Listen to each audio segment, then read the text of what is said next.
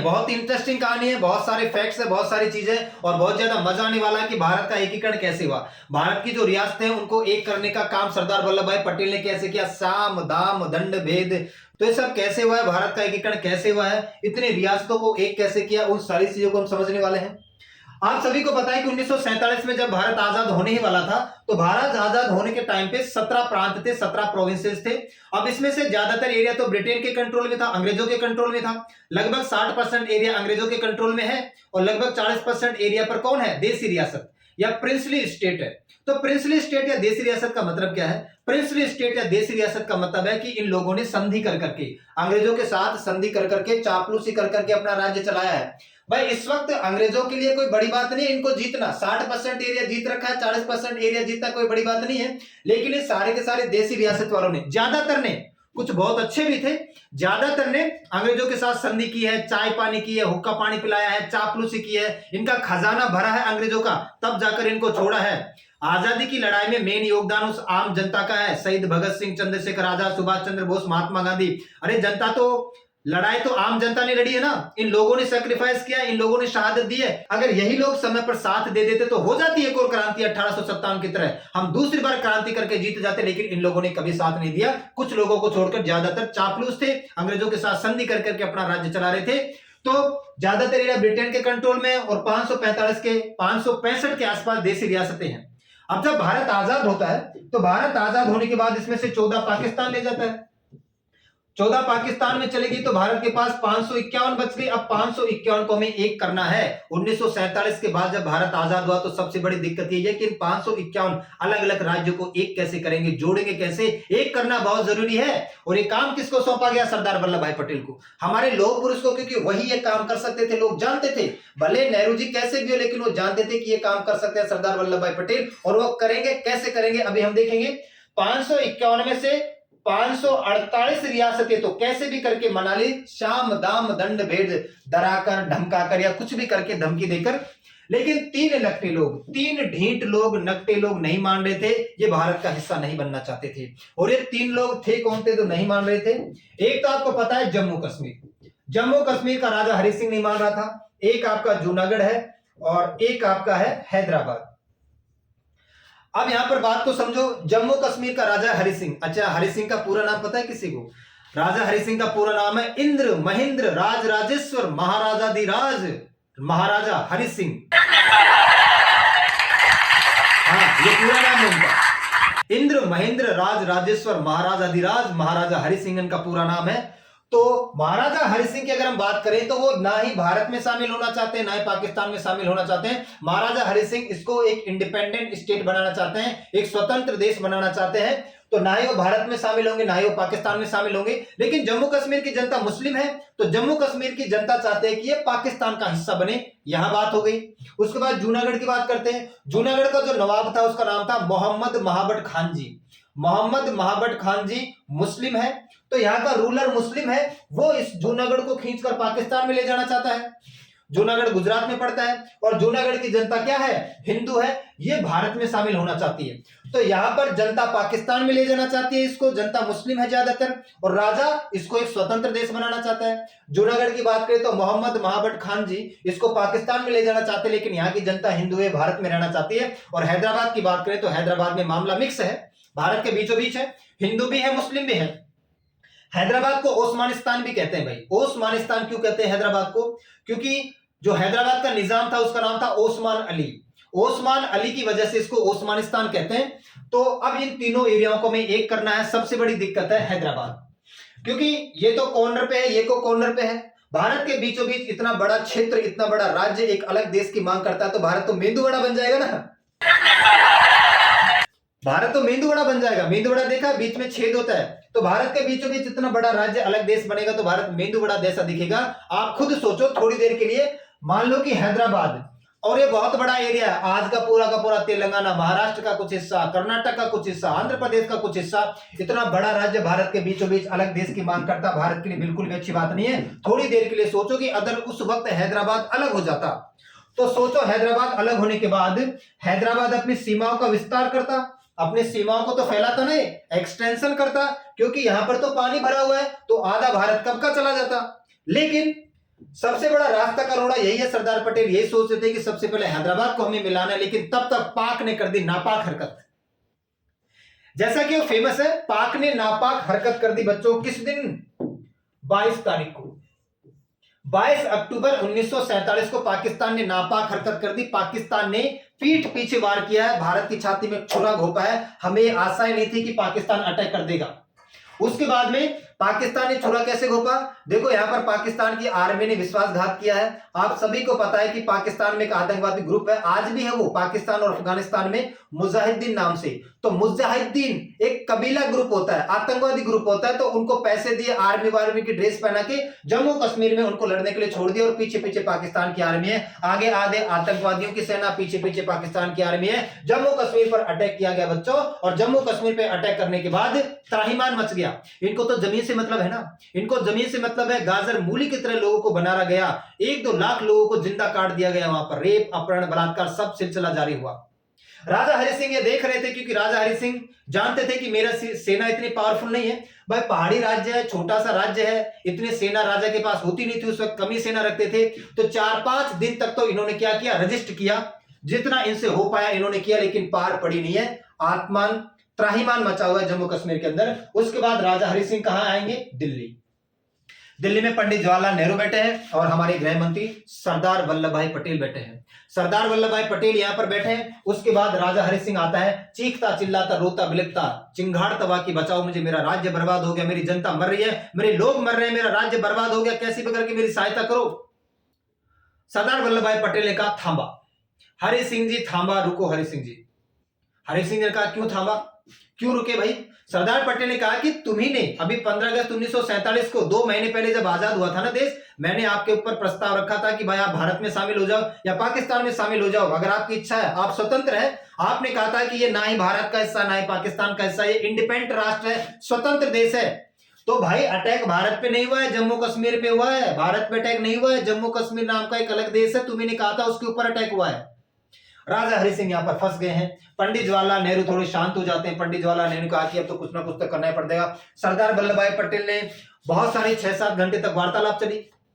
बातचीत होने के बाद राजा हरि सिंह ने कहा कि भाई कोई ना कोई खिड़की दरवाजा तो होगा, कुछ ना कुछ तो रास्ता होगा ही। तो सरदार वल्लभ भाई पटेल ने कहा कि राजा जी बिल्कुल एक दरवाजा है आपके पीछे, उस दरवाजे के से अंदर जाइए, और अंदर एक पन्ना रखा है जिसका नाम है विलय पत्र, उसके ऊपर सिग्नेचर कर दीजिए।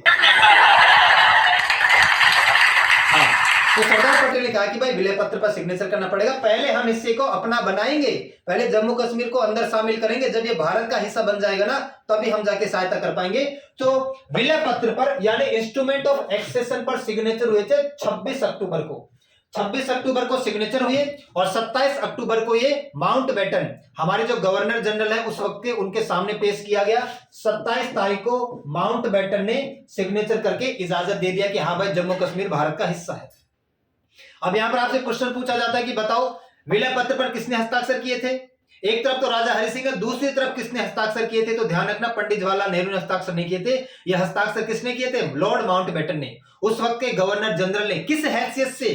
अरे समझो बात को, 1947 से पहले तो वायसराय की पोस्ट थी ना, वायसराय बनते थे। 1947 के बाद जब हम आजाद हो गए तो हमने संविधान लिखना स्टार्ट किया, और हमने कहा कि अब हम वायसराय का पद नहीं रखेंगे, अब हम राष्ट्रपति बनाएंगे, प्रेसिडेंट नाम का पद रखेंगे। तो वायसराय के पद की जगह हमने राष्ट्रपति का पद बना लिया। तो वापस से इसका निचले वाला पद, जिसको हम गवर्नर जनरल कहते हैं, गवर्नर का जनरल का पद वापस लाया गया, और आजाद भारत का वापस से गवर्नर जनरल बनता है। वायसराय बनने के बाद माउंटबेटन गवर्नर जनरल बने। तो गवर्नर जनरल का मतलब है कि हेड ऑफ द स्टेट है, भारत का मुखिया है अभी तक, head of the state, Bharat का मुखिया। उस वक्त गवर्नर जनरल ने भारत के मुखिया की हैसियत से साइन किया था, क्योंकि उस वक्त तो राष्ट्रपति ने नहीं बना था कोई भी, राष्ट्रपति तो 1950 के बाद बनेंगे डॉक्टर राजेंद्र प्रसाद। तो भारत के मुखिया होने की हैसियत से माउंटबेटन ने एक तरफ हस्ताक्षर किए और एक तरफ राजा हरि सिंह ने हस्ताक्षर किए। जैसे हस्ताक्षर हुए, जम्मू कश्मीर भारत का हिस्सा बन चुका बच्चों, और जम्मू कश्मीर में अब भारत की फौजें जाएंगी और पाकिस्तान को खदेड़ेगी। तो भारत की फौजें गई और पाकिस्तान को खदेड़ना स्टार्ट किया, पाकिस्तान को पीछे खदेड़ना स्टार्ट किया। लेकिन तब तक एक ऑर्गेनाइजेशन बीच में आ गई, यूएनओ, जिसको आप लोग संयुक्त राष्ट्र संघ के नाम से जानते हैं।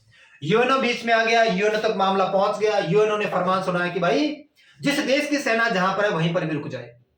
जिस देश की सेना जहां पर है वहीं पर रुक जाए। उस वक्त हमें फरमान मानना पड़ा बच्चों, उस वक्त हमें फरमान मानना पड़ा।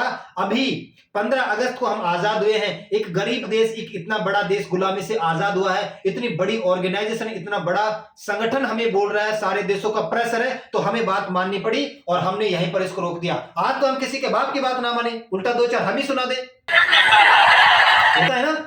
हम बात मानते हैं क्योंकि उस वक्त हम कमजोर थे, अब हम कमजोर नहीं है, हम दो चार बात खुद सुना देते हैं, हम चीखना चिंगाड़ना बोलना सीख गए हैं, ठीक है। तो उस वक्त हमने इसकी बात मानी और जिस देश की सेना जहां पर थी वहीं पर रुक गई, और इसको हम कहते हैं एलओसी। और वो जो एरिया जो पाकिस्तान के पास आज भी, उसका नाम है पीओके, पाकिस्तान ऑक्युपाइड कश्मीर या पाक अधिकृत कश्मीर। वही एरिया है जो अक्टूबर में 1947 में पाकिस्तान ने हमसे हड़पा था। तो पीओके और भारत के बीच में एक लाइन है जिसका नाम है एलओसी, इसको कहते हैं एलओसी, लाइन ऑफ कंट्रोल। भाई भारत और पाकिस्तान के बीच में पूरी की पूरी बाउंड्री लाइन का नाम तो रेड क्लिफ है, और भारत और पीओके के बीच में जो लाइन है इसका नाम है एलओसी, जिसका उल्लंघन बार बार पाकिस्तान करता है। अच्छा, यहां तक बात हो गई है।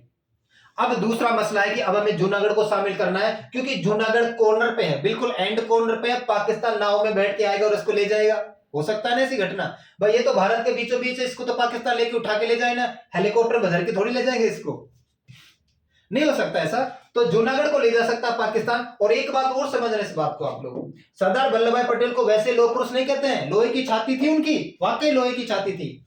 आप सभी को पता है कि यहाँ का जो नवाब है महाबत खान ने पाकिस्तान के प्रधानमंत्री लियाकत अली को पत्र भेजा था। लियाकत अली पाकिस्तान का प्रथम प्रधानमंत्री था।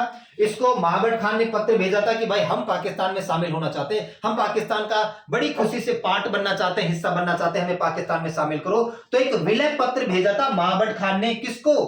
पाकिस्तान के प्रधानमंत्री लियाकत अली को। और इस पत्र का जवाब दिया था लियाकत अली ने 16 सितंबर को। इस पत्र का जवाब लियाकत अली ने 16 सितंबर 1947 को दिया था कि हाँ भाई बिल्कुल आपको पाकिस्तान में हम शामिल करेंगे और इज्जत से शामिल करेंगे, बस आप थोड़ा वेट करो, हमारे इशारे का इंतजार करना है आप लोगों को। अब आप देखो, सितंबर में हम आजाद हुए, अक्टूबर में जुलाई अगस्त में हम आजाद हुए, सितंबर में ये बातचीत हो चुकी है। 15 अगस्त को आजाद हुए, सितंबर के महीने में इतनी खतरनाक बातचीत हो चुकी है कि भाई जूनागढ़ किसका हिस्सा बनने वाला है, पाकिस्तान का हिस्सा बनने वाला है। अक्टूबर में इतनी बड़ी घटना हो गई है, पाकिस्तान हमारा ये हिस्सा ले गया है, तो इसको जीतना जरूरी है।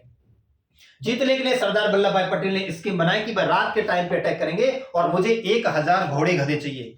1000 घोड़े गधे लेके आओ और 2000 लालटेन लेके आओ। पुराने जमाने में केरोसिन भर के जलाते थे ना लालटेन, तो 2000 लालटेन लाओ और 1000 घोड़े गधे लाओ। 1000 घोड़े गधे के ऊपर बीच में डंडा बांध के दोनों तरफ लालटेन लटकाए तो 2000 सैनिक तैयार हो गए। और जंगल का रास्ता है ना, और इनको फैला के दूर दूर फैला के छोड़ा, एक यहाँ पे, एक यहाँ पे, एक यहाँ पे, एक यहाँ पे, एक है, एक बट है, एक बट है, एक बट है। तो दूर से जब जूनागढ़ के नवाब महाबत खान ने चढ़ के देखा तो इसको क्या देखा कि बहुत भारी भरकम सेना आ रही है, पैरों से कुचल जाएगी बहुत ही भारी भरकम सेना आ रही है, पैरों से कुचल जाएगी। तो इनका मनोबल डाउन हो जाता है। महाबत खान का मनोबल डाउन हो गया और इसने गलती कर दी। इसने क्या गलती कर दी? इसने सारे के सारे सेना जूनागढ़ के किले पर बुला ली कि सबसे पहले मुझे प्रोटेक्ट करो, भाड़ में जाए जनता, अपना काम बनता है, ध्यान रखना। सारी की सारी दुनिया स्वार्थी है, इंसान भी बड़ा स्वार्थी है, जनता एक तरफ है, हम लोग एक तरफ है। तो इसने जूनागढ़ के ऊपर सारी की सारी सेना को बुला लिया।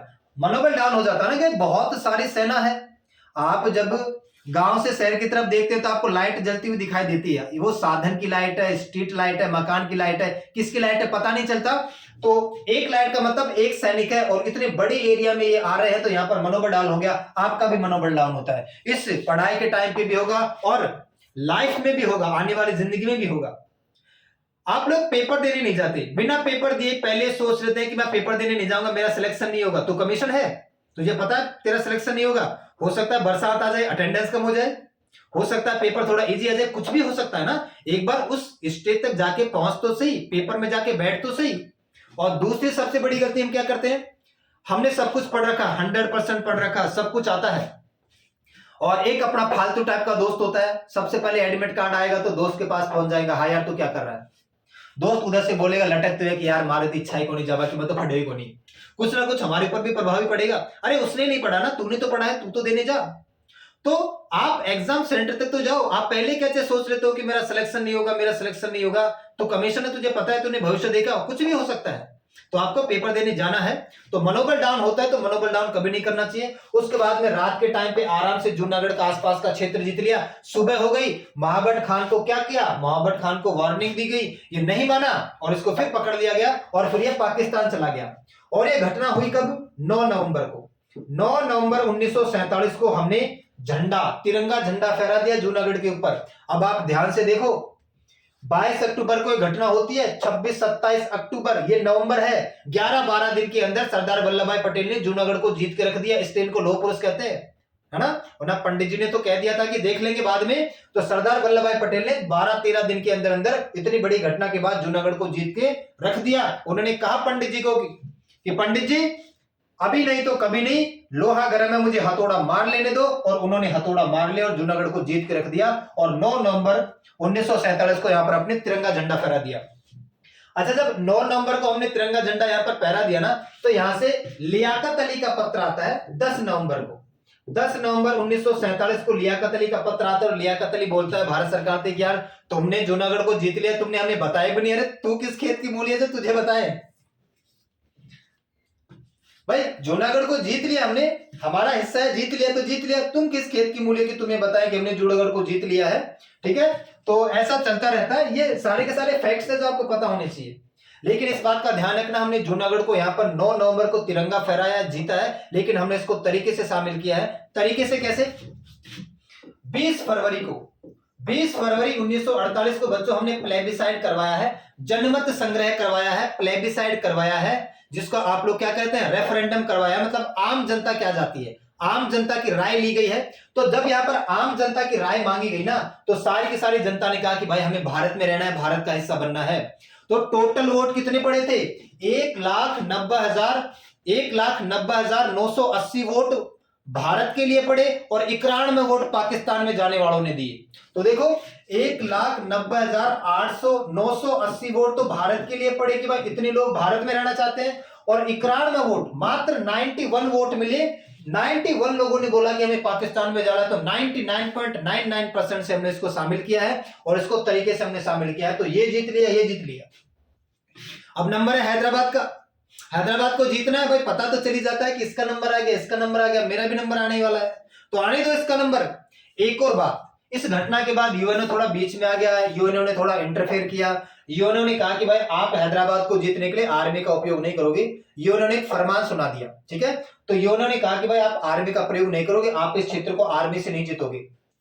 पंडित जवाहरलाल नेहरू ने कहा कि अब हम कैसे जीतेंगे। पंडित जवाहरलाल नेहरू थोड़े दिल के कमजोर थे, उन्होंने कहा कि अब हम कैसे जीतेंगे। सरदार वल्लभ भाई पटेल ने कहा कि क्या बात कर रहे हो पंडित जी, हम तो जीतेंगे।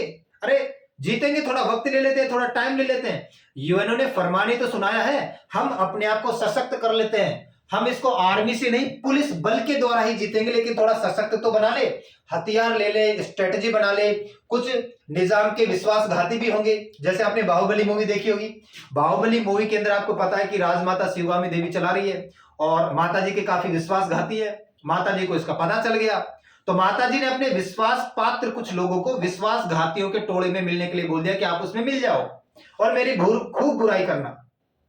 तो राजमाता शिवगामी देवी ने जिन लोगों को, उनके विश्वास पात्र लोगों को उस अविश्वास पात्र लोगों के ग्रुप में भेजा था, वहां पर उन्होंने राजमाता शिवगामी देवी की खूब बुराई की और उनको राज दरबार तक लेके आ गए। और राज दरबार में आकर विश्वासघातियों का ग्रुप का जो लीडर था वो आगे आके बकने लगता है कि ये लड़की है, औरत क्या चलाएगी राज्य को, है औरत के भरोसे राज्य कैसे चलेगा, फलाना ठिकाना, जो मुंह में आया बक दिया। उसके बाद में उस माता ने, राजमाता शिवगामी देवी ने टकले आदमी को आवाज दी और उसका नाम था कटप्पा। माता ने कहा कटप्पा, और कटप्पा वहां से टकला आदमी 5 मंजिल से तलवार लेके नीचे कूद जाता और उसका गला उड़ा देता। वैसे विश्वासघाती सब जगह पाए जाते हैं, तो निजाम के भी कुछ विश्वासघाती थे, उनको मिलाया गया।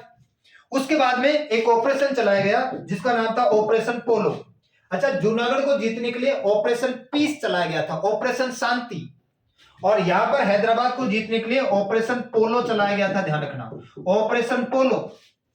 और ऑपरेशन पोलो भारत की पुलिस ने चलाया था 13 से 18 सितंबर 1948। 1948 आ चुका है भाई, 13 से 18 सितंबर 1948 को भारत की पुलिस ने ऑपरेशन पोलो चलाया और 5 दिन के अंदर अंदर हैदराबाद को जीत लिया। ये कुछ मैच नहीं हुआ, ये बिल्कुल ही मैच नहीं हुआ कि भारत की पुलिस ने 5 दिन के अंदर अंदर हैदराबाद को इतने बड़े एरिया को जीत कैसे लिया। तो यहां पर हमने सेनामानी की है भाई, बिल्कुल सेनामानी की है। सेनामानी का मतलब यह है कि भाई यूएनओ ने फरमान ही तो सुनाया था, यूएनओ ने यही तो कहा था कि भाई आर्मी का उपयोग नहीं करोगे तुम, सेना का उपयोग नहीं करोगे। यहाँ पे भारत में आके बैठा थोड़ी था, है गेट पे बैठा है यूएनओ और यूएनओ बोल रहा है कि हाँ भाई तू आर्मी में है तू लड़ने मत जा, तू पुलिस में है तू लड़ने जा, ऐसा तो नहीं था। तो वहां पर हमने आर्मी को पुलिस की ड्रेस पहनाई है और इनको लड़ने के लिए भेजा है। इसको आप ऐसे समझो, जब हम छोटे बच्चे हुआ करते थे 5वीं 6ठी क्लास में कबड्डी की प्रतियोगिता होती थी। जिस गांव में कबड्डी की प्रतियोगिता होने वाली है ना, उस गांव के लिए जीतना इज्जत का सवाल है भाई, उस गांव में हो रही है ना तो जीतना इज्जत का सवाल है। आज के टाइम पे भी जैसे वर्ल्ड कप हुआ अभी वर्ल्ड कप को जीतना भारत की इज्जत का सवाल है, क्योंकि हमारे देश में हो रहा है, मेजबान देश, हम मेजबान कंट्री है। तो हमारे टीचर ही, सरकारी स्कूल के टीचर ही सेनामानी करते थे। 5वीं 6ठी क्लास की कबड्डी की प्रतियोगिता है, वो पकड़ के लाते थे 8वीं 9वीं क्लास के बालक को जिसकी हाइट कम है और उसको निक्कर पहना के भेज देते थे कि हाँ भाई कबड्डी खेल। कोई चेक करने थोड़ी आ रहा अटेंडेंस की 5वीं में या 6ठी के अंदर है। तो ऐसे सेनामानी यहां पर भी की गई थी कि आर्मी को पुलिस की ड्रेस पहना के हमने ये एरिया जीत लिया और इस प्रकार हमने हैदराबाद को भी जीत लिया। तो सरदार वल्लभ भाई पटेल को यूं ही लोह पुरुष नहीं कहा जाता था, लोहे की छाती थी, मतलब उनका दृढ़ संकल्प और उनका निडरता इतनी खतरनाक थी, वो डरते नहीं थे, जो होगा देखा जाएगा, जो करना है वो करते ही थे। तो जम्मू कश्मीर को, जूनागढ़ को और हैदराबाद को हमने इस प्रकार मिलाया है और यही भारत का एकीकरण है।